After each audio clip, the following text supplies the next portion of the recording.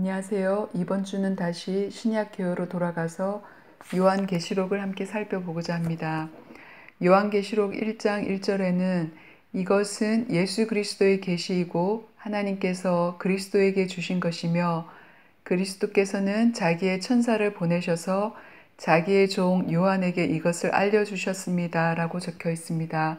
그래서 요한계시록에서 적고 있는 계시는 예수 그리스도의 계시라는 것입니다. 예수 그리스도 때문에 가능했던 계시고 예수 그리스도에 대한 계시라고 그렇게 볼 수 있습니다. 2절에서 요한은 이렇게 말합니다. 요한은 하나님의 말씀과 예수 그리스도의 증언 곧 자기를 본 것을 다 증언하였습니다. 그래서 요한복음을 적은 예수님의 제자인 사도 요한이 이 마지막 책인 요한계시록의 제자라고 보고 있습니다. 전에도 살펴보았던 것처럼 요한은 아버지 세베대와 어머니 살로메에게서 태어났고 그의 형제 야고보와 함께 갈릴리 출신의 어부였습니다. 배에서 그들이 그물을 깁고 있다가 예수님이 오셔서 그들을 부르셨을 때 예수님을 따라가서 예수님의 제자가 되었고 특별히 베드로와 야고보와 함께 요한은 예수님의 삶에서 중요한 순간마다 예수님의 가장 곁에서 모든 것을 보고 들었던 제자였습니다.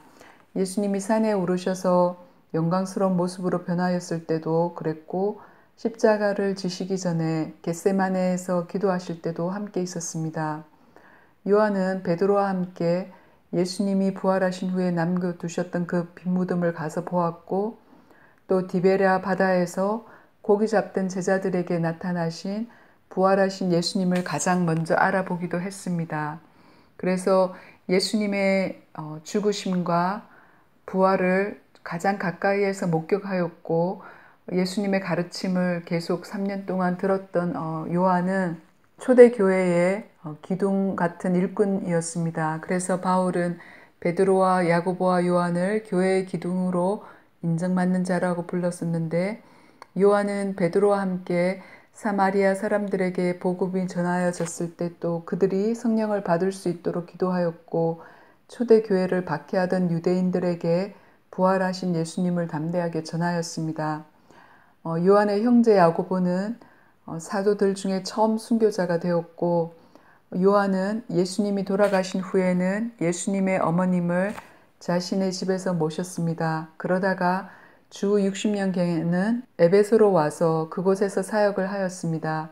그래서 주 95년경에 반모라는 섬으로 유배가기 전까지 에베소에서 사역을 하였는데 요한계시록 1장 9절에 보면은 요한은 이렇게 적고 있습니다.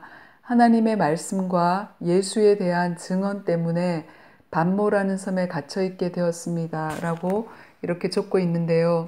그 당시 로마 황제였던 도미티안은 자기 자신을 영원한 왕이라고 불렀고 또 자신의 제국, 로마 제국을 영원한 제국이라고 불렀고 또 사람들에게 황제가 주다라고 말하게 하여서 자신을 우상화하였습니다. 하지만 요한에게는 그리고 요한이 섬겼던 그 교회들은 오직 예수 그리스도만 주님이라고 고백하였는데 인간인 도미티안 황제를 향한 이 숭배를 거부하였기 때문에 요한은 반모섬에 유배되어 있었습니다. 이곳에서 요한은 요한계시록 1장 10절에 이렇게 말합니다. 성령에 사로잡혀서 음성을 듣게 되는데 그 음성은 이렇게 말씀하십니다. 내가 보는 것을 책에 기록하여 7 교회 곧 에베소와 서머나와 버가모와 두아디라와 사데와 빌라델비아와 라오디게아의 교회로 보내라. 이런 음성을 듣고 요한은 자신이 본 계시를 적어서 교회들에게 보냈습니다. 예수 그리스도를 주님으로 믿는 이 믿음 때문에 받는 이 박해와 또 여러 가지 위협에 놓여 있던 교회들에게 예수님께서 메시아로 오셔서 최후 승리를 하셨고 그 승리가 영원할 것이라는 그 확신을 줌으로써 이 모든 교회들이 신앙에 굳게 서 있도록 하기 위함이었습니다. 그래서 요한계시록을 주요 내용을 살펴보면은 이 신약을 마무리하는 이 요한계시록은 신약을 시작했던 복음서에서 예수님의 생애와 또 예수님의 가르침과 예수님의 죽으심과 부활에 대해서 적고 있었는데, 이 마지막 책 요한계시록에서도 예수님이 주인공이심을 알 수 있습니다. 요한계시록에서는 예수님의 죽음과 부활이 하나님과 그의 원수들 간에 벌어지는 그 영적 전투에서 결정적인 승리를 쟁취하였고, 그 승리는 영원할 것이고, 예수님은 죽음을 이기심으로 인해서 하늘과 땅에 있는 모든 권세를 가지신 온 세상의 왕이시라는 것을 강조하고 있습니다. 그래서 이 내용을 세 가지로 보면은, 먼저 예수 그리스도께서 그의 죽으심으로 사탄을 이기셨고 우리를 구원하셔서 하나님 앞에 제사장으로 삼으셨다는 내용입니다. 요한계시록 5장 9절에서 10절에 보면은 이러한 내용을 볼 수 있습니다. 주님은 죽임을 당하시고 주님의 피로 모든 종족과 언어와 백성과 민족 가운데서 사람들을 사서 하나님께 드리셨습니다. 주님께서 그들을 우리 하나님 앞에서 나라가 되게 하시고 제사장으로 삼으셨습니다. 그래서 그들은 땅을 다스릴 것입니다.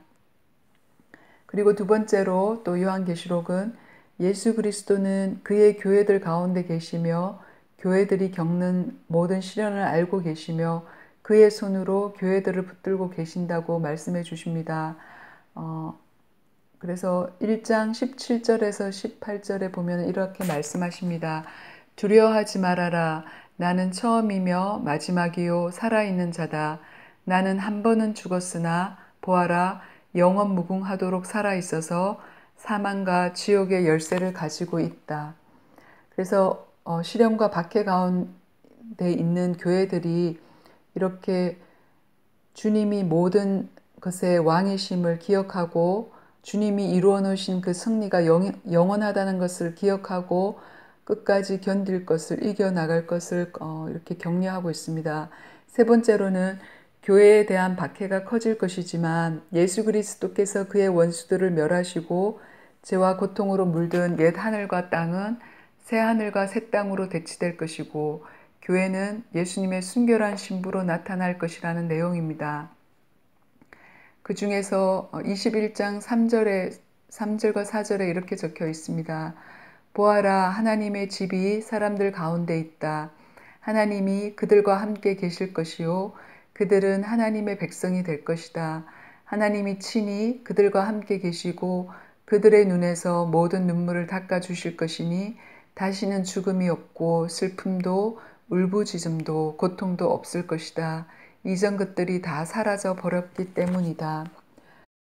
요한은 이렇게 예수님의 죽음과 부활로 하나님의 원수들을 이기셨고 예수님은 하늘과 땅에 있는 모든 권세를 가지신 우주의 왕이시고 그의 백성을 그의 새하늘과 새 땅으로 인도하실 것임을 예수님이 보여주셨던 그 계시를 통하여서 요한계시록에 적었습니다.